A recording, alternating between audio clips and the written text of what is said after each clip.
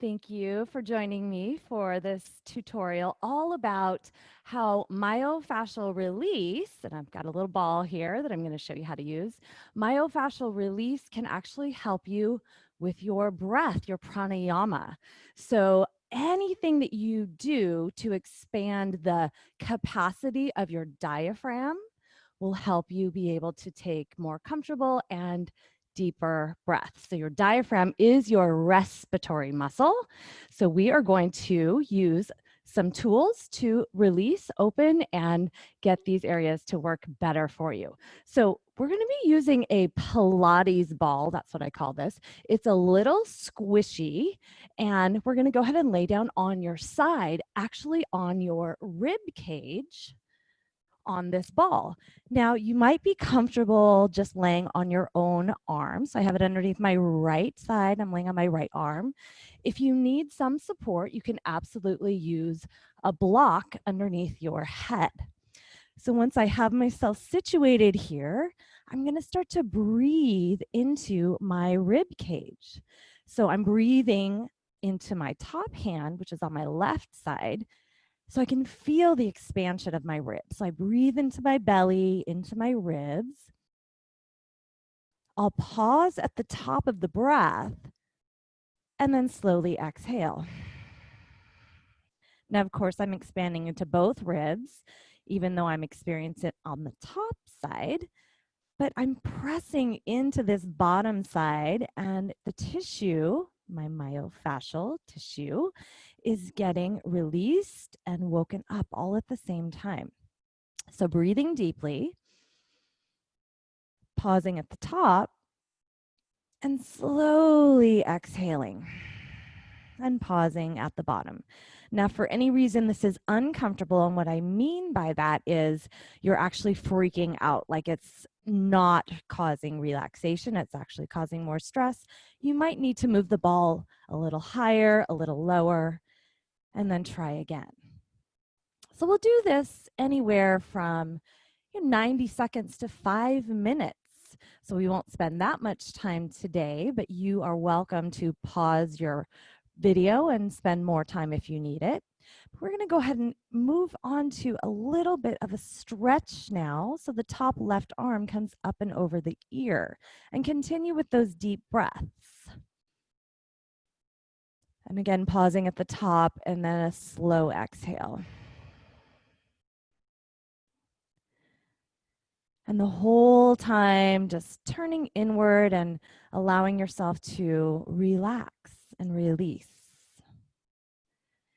And then we'll start to move. So taking that top left arm and meeting the bottom arm, so palm to palm, and then starting to move that top left arm up and over your ear and reaching back behind you. And using your breath to move you back and forth. And one other thing I'd like you to note is my knees are up in line with my hips. So they're not down low, they're actually up in line with my hips. And that allows me to be more stable in my hips. So my hips are stacked. So this should not irritate my lower back. If it does, you may want to place a block between your thighs as well. So just really organically moving back and forth with your breath moving, inhaling and exhaling along the way. And again, you can take as much time as you'd like. I want to be sure to show you plenty of things today, so I won't go a full 5 minutes here, but you can take 90 seconds, 5 minutes, whatever serves you. So I'm going to pause here and come to lie down on my back and do a little bit of a check-in on my ribs and my ability to take a deep breath. So I'll close my eyes and check in. And I might notice my right rib cage can expand more perhaps than my left. And I might not notice something the first time, but you might notice it the more that you do it. So we're going to switch sides and do the same on that second side. So underneath the left rib cage, I'll lay down. And again, if I don't have a block, it might be just fine to lay down on my top left arm. but I like to place a block there. It just feels more supportive for my head and neck. And again, just checking in, my top right hand will come onto my rib cage just to feel the expansion as I breathe in. And pausing at the top. And a slow exhale. And a pause also at the bottom.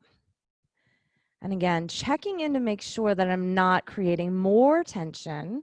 So if I feel like I'm not able to take a deep breath, I might need to move that ball up or down. So I'm going to move it up a little bit just to check it out and see how that feels. And again, deep breathing. Pause at the top. And a slow exhale. And a pause at the bottom. Now, if you don't have one of these Pilates balls, first of all, I can certainly guide you and tell you where you can get one. They're not very expensive. But you could also use a couple of couch pillows. So something with a little bit of firmness, but also a little bit of softness. So not so soft like your pillow you sleep on, but a couch pillow that's got a little bit of density could also work. And then taking your top right arm up and over your ear and keep breathing again deep into the ribs. And just a reminder again, these knees are not down low, they're up in line with my hips. If I need more support, a block between my thighs might be appropriate. The deep breaths in, pausing at the top, and long breaths out. And then I'm going to start to move my right arm. So I'll place my right palm on top of my left and then sweep the arm up and over my head, reaching behind myself. And then just an organic movement with my breath as I come back. And again, breathe in and sweep it around. Breathe out. And it's slow and intentional. If anything creates a situation where you're not able to take a deep breath, I would back it off. Maybe move the ball to a different location, and that is certainly applicable to any of these myofascial release type movements. And tools that we use can be a variety, and some are harder than others. So sometimes you want to try something softer. I could let some air out of this ball if it was too much. And if it didn't feel like it was enough, I could add some air. And we'll just do one last one. And then once again, a little check-in. I'll lay down on my back and see how I feel. Closing my eyes, internally checking in. Noticing, am I able to take a more comfortable or deeper breath? And if not, maybe I needed to spend a little bit more time or do this more frequently. All right, so we are going to move on. I'm going to use a different tool here. So you can use yoga tune-up balls, which do have a little bit of give. If you don't have those, you could use tennis balls as well. I have them inside this little tote here. That's where I keep them, but sometimes you actually use them inside their tote. And with tennis balls, you probably put them in a sock and then lock it down so they don't pop out. So we're going to take these two balls, and I'm going to be placing them on my trapezius, my upper traps, so right in here. So sometimes what happens, and I'll show you this way and then I'll turn around. So sometimes when we get so tense in our shoulders, upper trapezius, sometimes it affects our ability to take a deep breath. So I'm going to go ahead and lay down now this way. And I've got upper traps. So if you're not sure where that is, I can certainly help you out if you want to contact me, or you can ask any teacher. Any teacher will know where your traps are. So from here, I'm going to do a little check-in and see how that feels. Always checking in. If I'm like, oh, I cannot relax too much, I might move them to a different location. And or you could take these to the wall. Same exact thing. You just place the balls against the wall. And then, of course, you're not pressing as much of your own weight on top of those balls. So I come in here and then I start to check in. And if I don't feel like it's enough, I could lift my hips up a bit. Other option is to actually slide underneath your hips so you don't even have to hold yourself up. And then I'll close my eyes and once again, just notice how that feels. If it feels like I'm getting what I need out of this, I might then start to move my arms like a snow angel. Through that range of motion, you might feel a little bit of popping and snapping. Check in, make sure that it's not too much. You're able to take a deep breath. And it's a slow, intentional movement. And then I might take my arms across my body, give myself a hug, and then reach it out. And take my arms across my body and reach it out. And there's no right or wrong with the arm movements, so I could go down unless, again, you're not able to take a breath. I might even come back and maybe I want to pause with my arms over my head. I might do some side to side movements. And sometimes the balls start to walk themselves off of your body and you need to readjust them, put them back, or move them to a different location. So as I'm releasing these tissues in my upper back, my trapezius, I'm deeply breathing. And then hopefully, if I get these tissues relaxed, released, I will be able to breathe more deeply and more comfortably anytime, not just when I'm practicing my pranayama, breath work, or yoga, but anytime throughout the day. And certainly I can just pause here and breathe with direct pressure, breathing into my belly, my ribs, all the way up to my chest, and I'll feel the breath press into the balls and slowly exhaling. And of course, you can spend as much time as you'd like. I'm going to go ahead and move on so I can show you one more. I'm going to come back to my little squishy Pilates ball here. And it's going to go at my chest. So be careful. Again, it does have a little bit of give. You don't want to go too hard with this ball. And it's going to go on my upper chest area. So a portion of it is actually touching my collarbones. It's not on your neck. So once I have myself situated, I actually like to place my hands on the ball and just rest my chin on top of the ball. And then again, I breathe. So much of this is working the breath.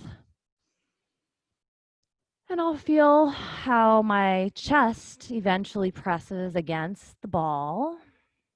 And then as I relax and release, there's a little bit of tugging on the superficial fascia on my chest. So I actually have this ball touching my skin. Now, if it doesn't touch your skin, you're still getting some effect. But if it's possible to wear something while you're doing this work where the ball actually touches your skin, it does a little bit more hydration in those superficial tissues. So it tugs on the skin a little bit, the same way a massage therapist would do a little bit of like massaging of the actual external superficial layers when they give you a massage. So you're doing your own massage with this work. So breathing deep and then exhaling. Breathing very deeply and exhaling very slowly.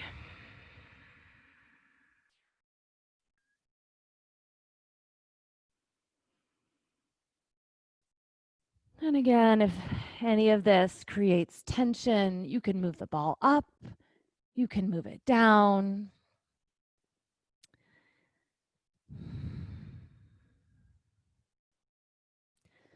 And I'm looking at the clock and it looks like I actually have a little bit more time. So I'm going to show you one more that you can do with this ball. So again, you can spend more time doing the chest work, but I'm going to bring this down to my belly region. So it's touching my belly button, but also the very bottom of my rib cage, almost on my sternum. And I'm going to lay down here and again work the breath. So a few things that are in this particular part of your body. So with reference to your breath work, we're touching the bottom of your diaphragm with this ball. So of course, you're affecting the ability of your diaphragm to do its work for you, your respiratory muscle to do its work for you. So absolutely allowing your diaphragm to do its work. So deep breathing. But also inside here, most people don't realize that your hip flexors, most of us think our hip flexors stop at the hip bone. Your hip flexors also come into this area and come all the way up where they touch up into your diaphragm, but also all the way up by your rib cage into your spine. So if your hip flexors are tight, well, of course, most of us know if our hip flexors are tight, it can cause lower back pain. That's one thing you're benefiting here. So hopefully it will help you with your lower back pain. But if your hip flexors, your psoas are tight, it will also affect your ability to take a deep breath. Your hip flexors are extra tight. It can also create tension. It tells your body, it tells your mind, your neurological system, you are in fight or flight mode.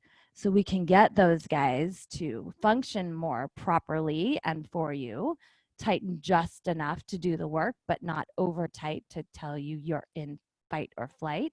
We can get these areas to function in a balanced way. So let's take 3 more breaths here. And maybe you move. You can make some circles. You can roll up and down a little bit. You can roll side to side.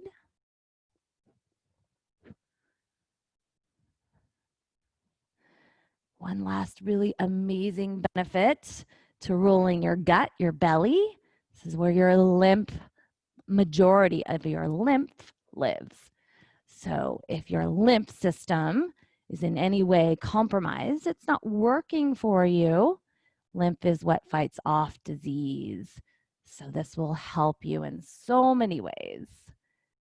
But again, with reference to this particular tutorial, we're mostly talking about how this work can help you with your breath. And absolutely, this will help you be able to take a more comfortable and deeper, more expansive breath. All right.